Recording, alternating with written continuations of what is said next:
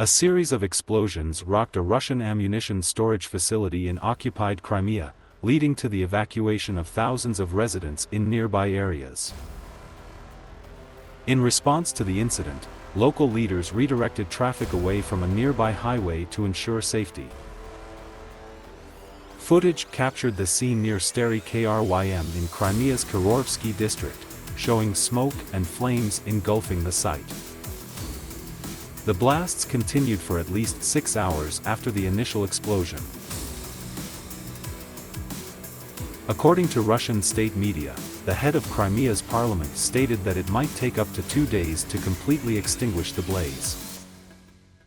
As of now, the cause of the explosions has not been officially confirmed.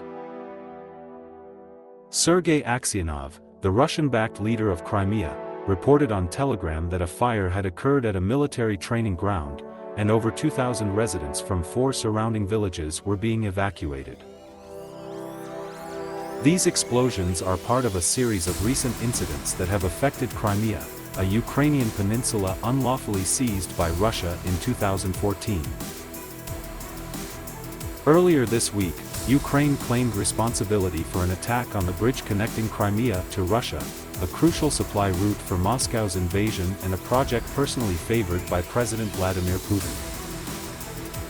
As of now, Kyiv has not commented on the explosions at the Crimea training ground. The pro-Russian Grey Zone Telegram channel suggested that a Ukrainian Storm Shadow missile struck the depot, but this claim remains unconfirmed. A rebel Ukrainian group in Crimea, named Atesh, celebrated the fire but denied responsibility for the explosions.